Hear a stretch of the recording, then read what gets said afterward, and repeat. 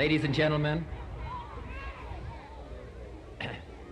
I'm only going to talk to you just for a minute or so this evening because I have some very sad news for all of you, and I think sad news for all of our fellow citizens and people who love peace all over the world.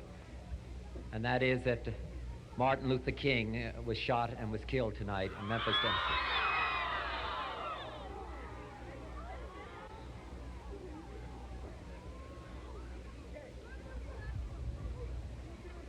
Martin Luther King dedicated his life to love and to justice between fellow human beings. He died in the cause of that effort. In this difficult day, in this difficult time for the United States, it's perhaps well to ask what kind of a nation we are and what direction we want to move in. For those of you who are black, considering the evidence evidently is that there were white people who were responsible, you can be filled with bitterness and with hatred and a desire for revenge. We can move in that direction as a country, in greater polarization, black people amongst blacks and white amongst whites, filled with hatred toward one another.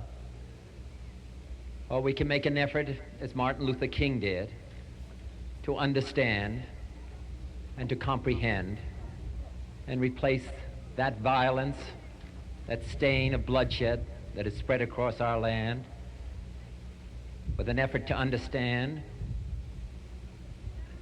compassion, and love. For those of you who are black and are tempted to be filled with hatred and mistrust of the injustice of such an act against all white people, I would only say that I can also feel in my own heart the same kind of feeling. I had a member of my family killed, but he was killed by a white man. But we have to make an effort in the United States. We have to make an effort to understand, to get beyond or go beyond these rather difficult times. My favorite poem, my favorite poet was Aeschylus. And he once wrote, "Even in our sleep, pain which cannot forget falls drop by drop upon the heart, until in our own despair, against our will, comes wisdom through the awful grace of God." What we need in the United States is not division. What we need in the United States is not hatred. What we need in the United States is not violence and lawlessness, but is love and wisdom and compassion toward one another, and a feeling of justice toward those who still suffer within our country, whether they be white or whether they be black.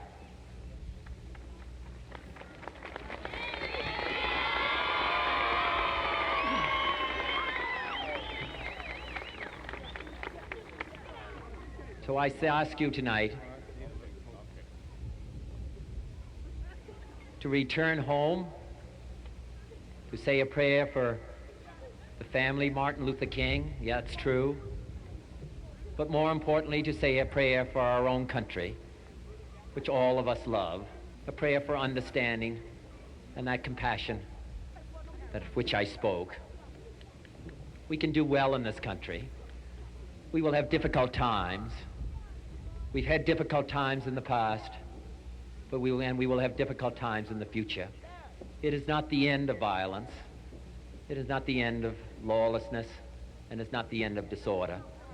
But the vast majority of white people and the vast majority of black people in this country want to improve the quality of our life and want justice for all human beings that abide in our land, and want to dedicate ourselves to what the Greeks wrote so many years ago, to tame the savageness of man and make gentle the life of this world. Let us dedicate ourselves to that and say a prayer for our country and for our people. Thank you very much.